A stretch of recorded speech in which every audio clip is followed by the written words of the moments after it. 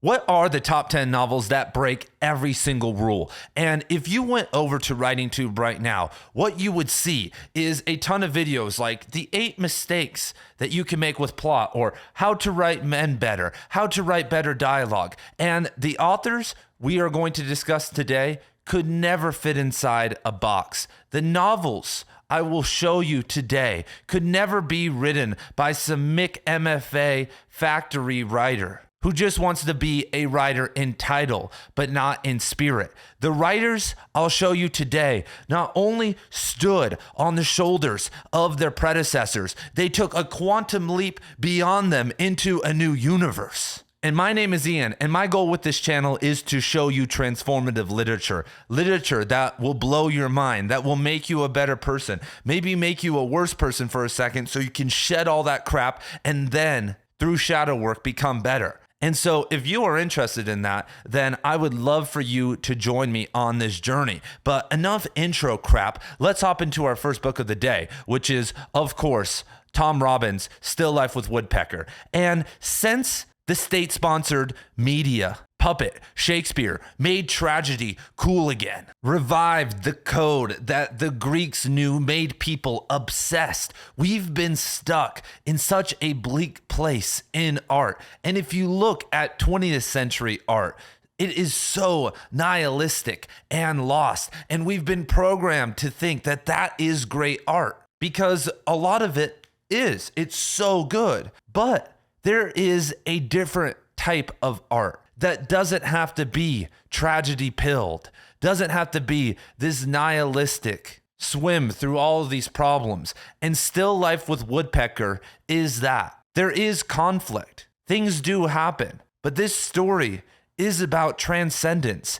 in the modern world, but not in this bodhisattva, I'm going to let my hair out and be a guru way, or some Lululemon Wanderlust way, but rather the sloppy mode of individuation that most of us will have to go through if we want to become real conscious individuals, if we want to be present here, right now, in the phenomenology of ontology, the beingness of being. This book is the code of that. And so many of us want to write tragedies because writers in general are introverts and are not the happiest people, not the most connected. And because they've been programmed to time and time again think they need to write in this certain style, when you tell them you don't have to write like this, the response will be, well, it's just my intuition. Of course, your intuition and the stories that come to your head are going to be negative every single time and tragic and not really help others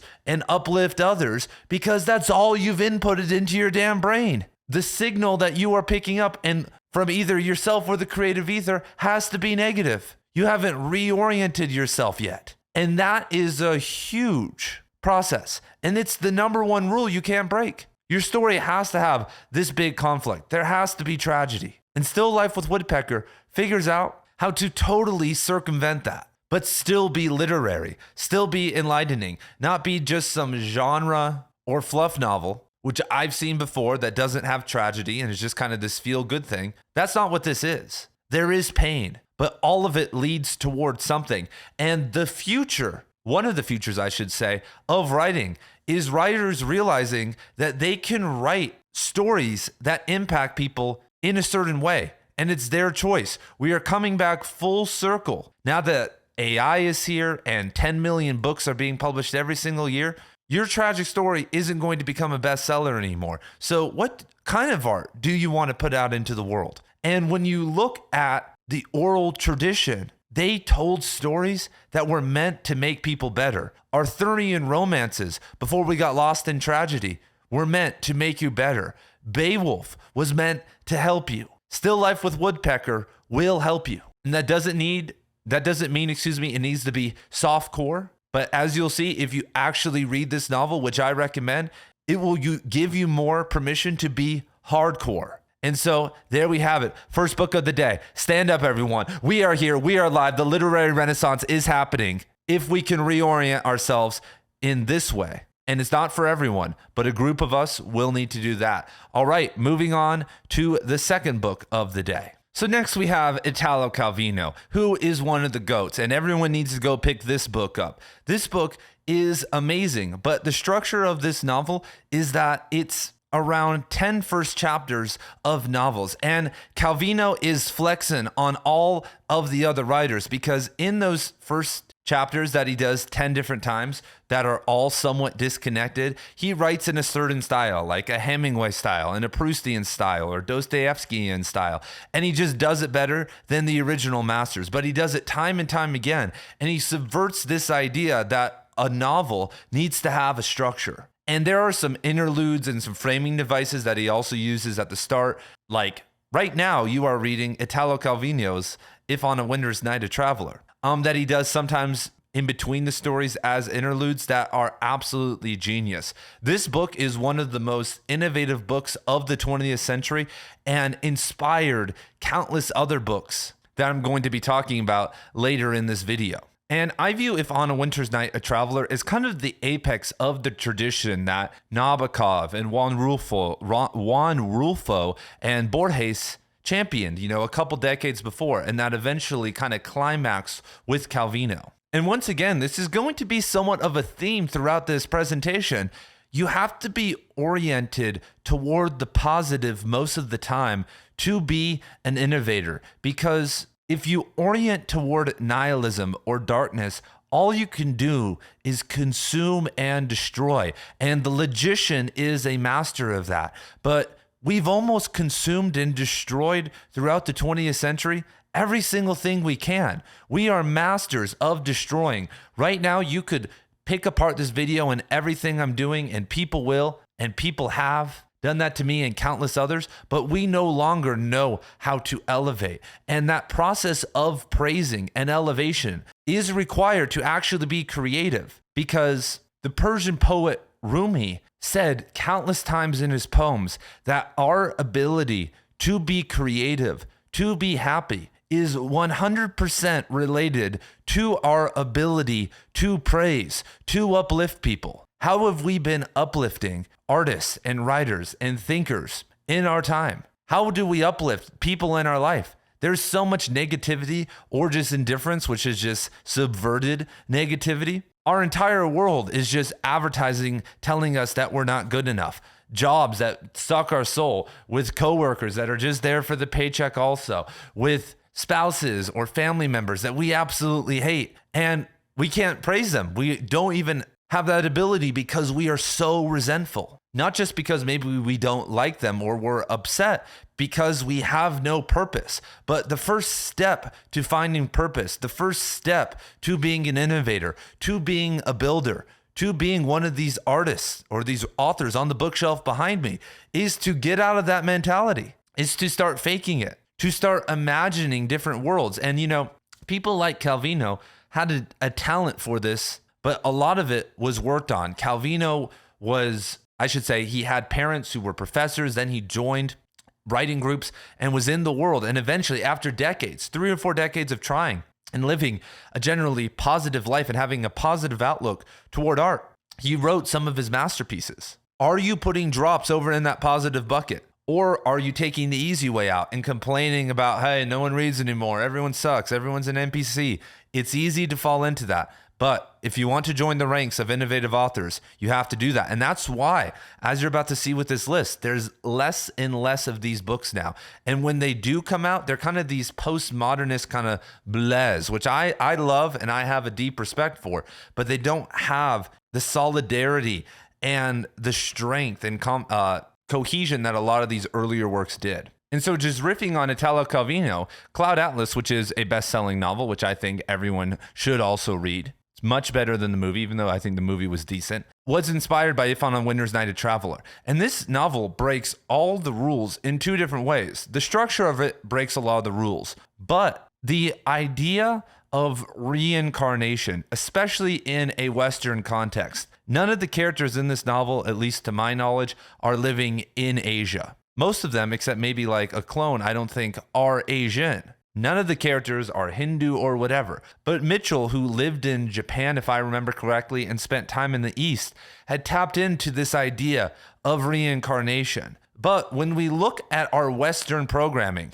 we've been programmed with tragedy and Christianity. And those are very rich traditions to be able to draw from. But if you continue to draw from them and either follow them or subvert them, you're not really breaking the rules. Like Flannery O'Connor, Cormac, Faulkner, and others, they'd already wrote masterpieces that inverted and subverted Christianity. If you do that now, so many people try to do that. They're like, I'm writing some biblical nihilistic reworking, that I felt. I came back to Christianity and I feel this, and that's great, but you're not being innovative. It's happened countless times before. But a Westerner taking Eastern philosophies and ideals and even religious concepts and then inverting those, messing around with those, that works. That's why Kazuo Ishiguro, who was born in Japan but was raised in Britain, that's why he's good. He does that a lot with some of his novels like An Artist of the Floating World that take place over in Japan.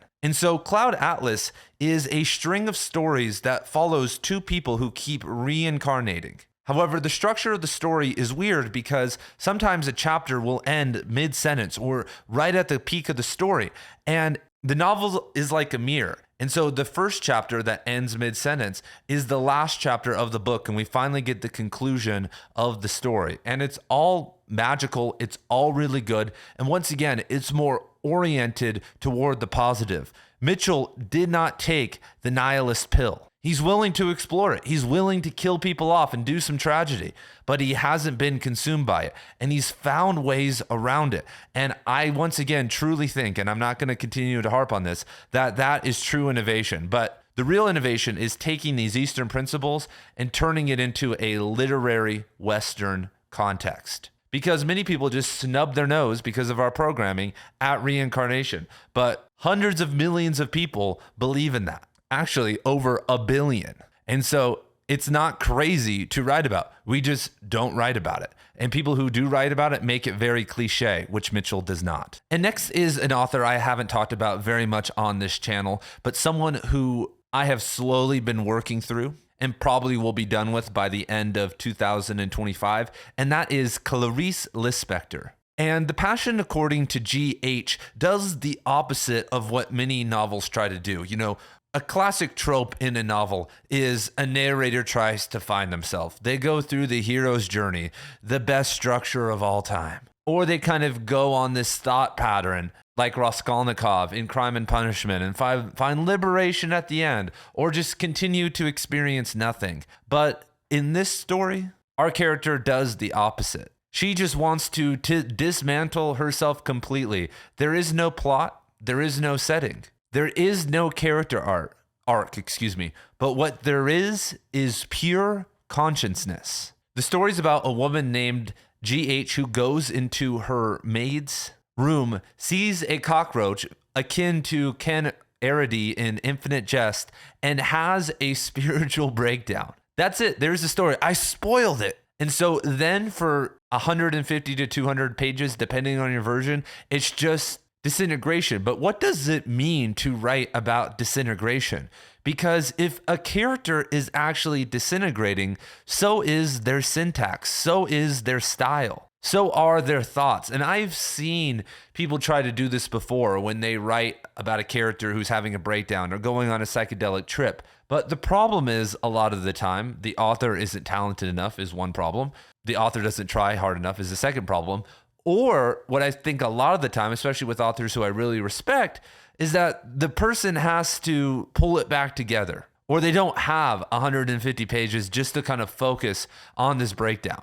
What's coming into my head right now is Sutri, a famous novel by Cormac McCarthy. And at the end, Sutri has this kind of spiritual near-death experience, and it lasts like 2 pages. And the style has a flow. And even though it doesn't make very much sense, it does have clarity. This is anti-clarity. This novel goes against the whole show don't tell mentality. Build sentences. And what's awesome about this, and Lispector has been called like the female Kafka, is that we're dealing with a feminine mysticism that is very refined. And I hate to say it like that, but most people and their mystical experiences aren't very refined. And because religion has kind of not let women in even some pagan societies, but obviously in most Western and Eastern religions have kind of shunned women. Women necessarily don't have the same lineage, the same, one could say, training and pathways that men do, because men and women are very different. And there are truths and pathways that work for both genders, but the same goes with telling stories. That women didn't get in the game of writing until the 20th century, and really en masse until like the mid 20th century. And obviously there are exceptions. There's Denise Levertov and Jane Austen and Mary Shelley, but en masse they didn't assemble. And so women writing about women, and Virginia Woolf I'm thinking of right now, who's kind of a hero, I would say, or predecessor of Lispector in their style, they had to develop these pathways. Because for a while, it was men writing women, which can be good and can be accurate. But there was always something missing. And now it's a lot easier because I can look at people like Clarice and see how she writes women or these things and then be like, okay, then I can, get a more accurate picture. But if you go back in time, people's references were just men writing about women. And so this is even more so when it comes to mysticism, because mysticism and these kind of pathways are very special for women because of childbirth. I mean, I'll just say it, it's a very spiritual experience to create something and birth it. And because of modern medicine and because of religion, we try to shame that and like get rid of the power of that, but it's real. And this isn't a novel that's like female power or anything like that, but it's a very strong point of view from a woman with like way too much happening in her head. And it's somewhat rare to find in literature and somewhat rare to find from a master. And so there you guys go. This novel breaks every single rule. So speaking of my Central and South American brother and sisters who are writing, Roberto Bologano, 2666. This novel serves as a structure and a void of a mystery novel, but it never really realizes itself on purpose. I've made a full-length video on this if you guys want to go check it out. But in general, Bologano in this writes beautifully, and especially the first section and some of the others are done really well. But there's a part in this, I think that's over 200 pages, that's called The Part About the Crimes, where it's just like almost a log of just women being murdered in Juarez. And it's not like a play-by-play of their emotions and what's happening in a serial killer. It's just like, oh, there's another dead body. And it's just in the middle of this. You're like, what the hell am I doing here? And you're already somewhat confused about what's happening. But this novel shows us that we can't comprehend evil through logical means. We read Shakespeare, and then there's Macbeth. And, Macbeth has vaulting ambition, and Lady Macbeth is kind of pushing him, and he's weak, and so he decides to go murder Duncan, and then he sees Banquo, and all of this stuff happens. And it's somewhat logical. We can see what happens, Even something more esoteric like King Lear, when Cordelia, or whatever her name is, says nothing, and he's like, nothing, the greatest nothing ever, he replies, what do you have nice to say about me? And she says nothing. Like, we can even see something logical in his response and in his breakdown and him banishing her and all this stuff. Like, it's somewhat easy to follow. But real evil, real tyranny, how those minds work and how it even more so plays out in a society that's fallen, like how Juarez has fallen for decades, which is in northern Mexico on the border of El Paso, Texas. It's not logical. There is no structure. We can't just sit there and be like, And when you look at the narratives surrounding it all and the industries and the bias, there's no way to look at it normally. I saw a comment. I read every single comment. If you guys want to comment, I would love to read your comments. I don't have time because I get over 100 a day to reply to them, because that would literally be like a full-time job, if not more. But the other day, someone said, you're such an effing idiot. The United States did not create the Mexican cartel. And it's like, bro, when there is a market that can't be fulfilled that's worth hundreds of billions of dollars, and then the people who are going to fulfill that, who are in poverty, live next to a country that has the most guns, and the security going from the United States to Mexico is much more lax, of course those poor countries are going to fulfill that demand and then create gangs around it. Like, what? Anyway, but that's what this is about. Like, it's not logical, and like how it all plays out is wild stuff. And I don't want to discourage you guys from not reading Bologano. You know, I would probably recommend his novel, The Savage Detectives, before this one, because I think it's just slightly better. But if you want a novel that breaks all the rules, the novel is built up of, has 5 different sections, and it feels like they're all connected, and they are, but they're not. Then this is a novel for you. It has a totally different approach that I would say is very modern, or one could say postmodern, toward this idea of evil. And Northern Mexico, as Cormac McCarthy explored in many of his works and shows like movies like Sicario, which everyone should see, that was written by Taylor Sheridan and then directed, I should say, by the guy that did Dune, the French dude. The evil lives there. You know, Cormac McCarthy once said about Mexico that it walks on its own 2 legs there. And this isn't like fear propaganda, like, oh, the Mexicans are evil. It's just like there's a lot of crazy shit going on down there, and it has been going on for thousands of years. And so next is Bleeding Edge by Thomas Pinchon, everyone. And we are currently reading this in the Right Conscious Book Club. Throughout 2025 and 2026, we are going to be reading through all of Thomas Pinchon's novels. If you guys are interested in joining us, I would love to see you guys over there. Reread anywhere from 5 to 10 novels a month, depending on what we are doing, many of which are longer novels. Like next month, we're doing The Brothers Karamazov by Dostoevsky. If you guys would like to check that out, the link is down below. You will also get access to my reading courses, my writing courses, I should say literature courses, my writing, a ton of other podcast material, and you are supporting me and my journey of trying to create a literary renaissance with many of you guys, And so I will put that link down below if you guys would like to support. And if not, I have free content over there. And of course, if you are not on Substack, you have to be on there. The best writers and readers in the world are over there, and that includes you if you've made it this far in the video. So Pinchon breaks all the rules in Bleeding Edge because he has the ability to take something as massive as 9/11 and confront it directly, but also simultaneously hide it within the work. And so many people have tried this. So many people have tried to write about all the big conspiracies of the past 100 years. And almost all of them, in my opinion, have failed. There have been really good writers like Don DeLillo behind me with Libra talking about Lee Harvey Oswald and others that have done a great job. But Thomas Pinchon, time and time again, shows how not to be ranty, overbearing, and unartistic about depicting something such as 9/11 and discussing how it was, according to Pinchon, and I agree, an orchestrated event. And he has the ability to do this because if you wanted to do something similar about whatever incident, choose whatever one.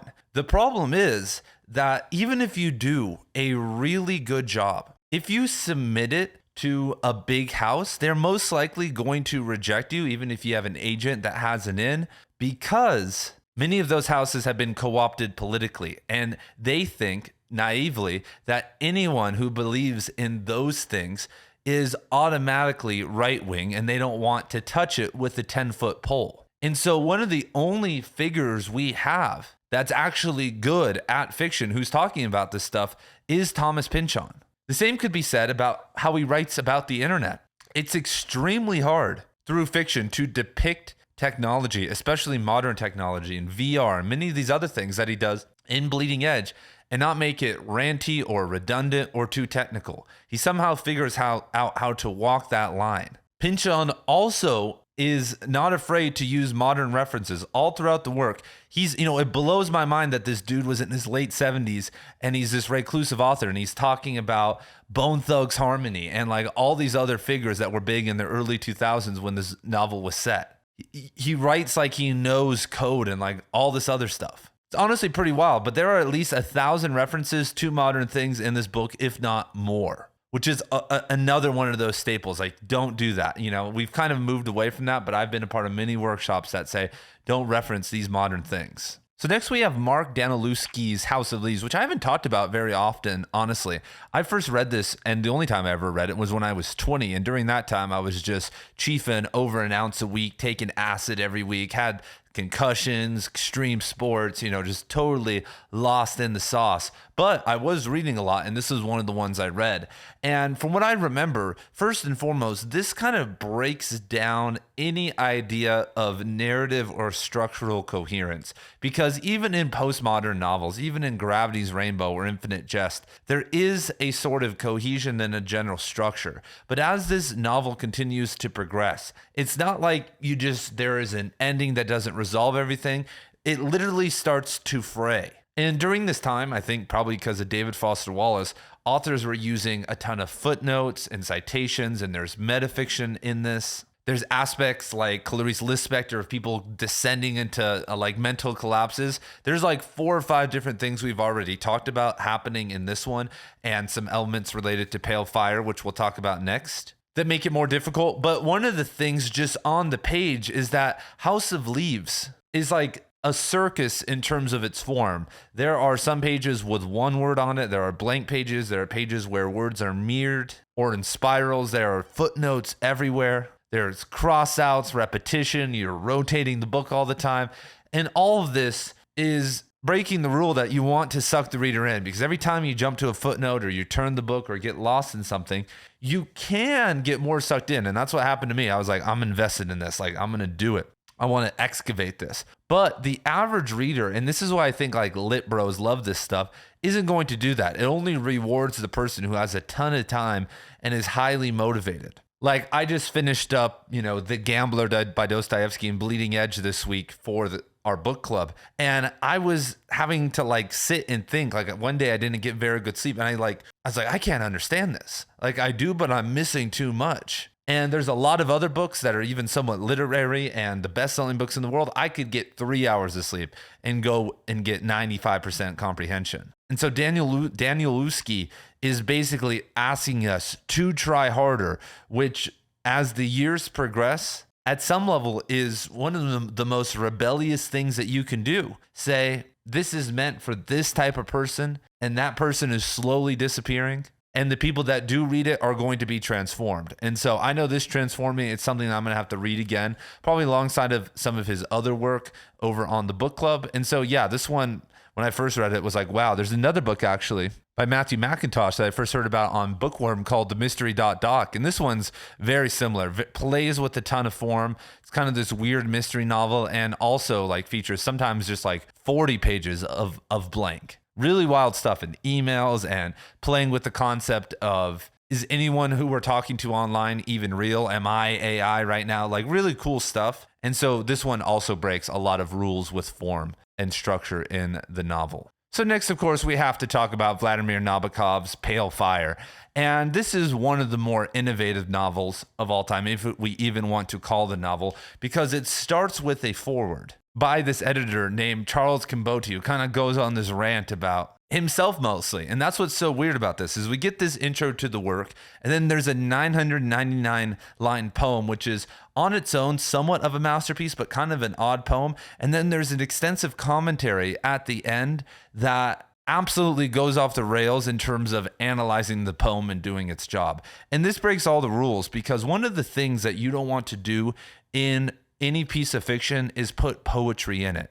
Occasionally, I saw Thomas Pinchon do this in Bleeding Edge. You could put some poetry in there and do it, that's fine. But asking someone who's wanting to show up to a novel, who just read Lolita or something, to read a 1,000-line poem is very intense, because most people are criminally underread in poetry. Poetry is the least read form of literature. Comic books, manga, and even screenplays, because people watch them, are much more not just consumed and understood than poetry. People have mostly been trained in poetry by what they learned in school, and then some of the offshoots of Charles Bukowski and Robert Frost and other various people that you kind of come across. But there is a tradition of poetry, especially American poetry and Spanish symbolist poetry, and poetry for the last 200 years that is very deep, very internal, very connected to the world, that can literally change your life, that you can sit down and read a book in an hour and leave a better person, have a refreshed view on the world that people just don't know about. I haven't necessarily figured out why yet. I think that men in general are kind of against poetry and think it's gay or whatever, but it's pretty risky to put 1,000-word poem that's literary, 1,000-line poem, that's literary in the middle of a novel. And that's exactly what Nabokov does here in Pale Fire. And this takes on metafictional elements because the author barely knew the editor, and the circumstances of this book coming together include murder and poverty and a ton of other stuff that really just adds fuel to the fire with this one. And so this one breaks every single rule because it rants, it goes off topic, it doesn't do what it's going to tell you it does. There's an unreliable narrator, and in the middle, there's just 1,000-word poem that you don't really have to understand, but is still somewhat relevant to understanding what's happening in the book. And so moving forward. So of course we can't talk about rule breakers if we don't bring Joyce into the mix. And Ulysses, probably more than Finnegan's Wake, breaks every single rule because some chapters are honestly readable and like are somewhat straightforward. But each chapter is an experiment, and it's somewhat of a wild ride because there is no consistency. Many of these other novels, including like Pale Fire, House of Leaves, and others, are somewhat consistent in their tone and their style and what's being presented. And if it isn't, then there's usually just a couple things, like a couple of variations, like 3 to 5 that are happening within the work. But in Ulysses, it's like a random generator of ideas from chapter to chapter. And many of the other novels we just talked about were written or released more in like the 60s and in postmodernism. But this is an older novel, published all the way back over 100 years ago in 1920. I just can't imagine what people were thinking back then. Just like picking this up after having read some Victorian novel and being like, what the hell? Why is this lady masturbating? And of course, we got to end this video off with Ayn Rand. We got to trigger some people out here. Atlas Shrugged breaks every single rule because you're not supposed to let people rant. But right in the middle of the novel, there is a chapter called This is John Galt Speaking. And there is a 33,000-word uninterrupted speech, which is one of the longest in literature, that is a manifesto of her philosophy, objectivism. And this is honestly so important and breaks so many rules because you are not necessarily allowed to talk about anarchist, libertarian, objective ideas in modern literature. We have seen countless books exploring the other side of the aisle, but someone stepping forward and saying, you know what? I'm just going to do this. I'm not going to hide it. I'm going to go on a libertarian rant, I think is very profound. And as in Pinchon's case, hasn't been done too often since. Atlas Shrugged is not the perfect novel. I mean, it is, depending on how you want to rate it, slightly above average at best. And depending on how you read it, like way below average. But this book has changed tens of millions of people. I remember reading this after reading, like I said, countless books espousing socialism and communism and being moderate. And I finally read it. And I'm like, wait, I've never experienced this before in literature. And seeing something done artistically in a story makes you think about it differently. And like I said, I think that's important. Everyone is so polarized. Everyone can't think on the other side of the aisle. And when they do, it's just for them to check the box and say, yeah, I read Atlas Shrugged. I don't believe in any of that. But actually like contemplate it, and to actually understand a philosophy, you need to live it. And because we terrorize people who flip-flop or like evolve their ideas, we don't let people do that. And because there's always a conflict that you need to react to, you always need to have an opinion. But it's very good sometimes to take years just living out and working through all the extreme political philosophies and seeing how they work for you and what they teach you, and having to explain yourself and tell others like, yeah, government is slavery, or we should redistribute all the wealth and abolish private property.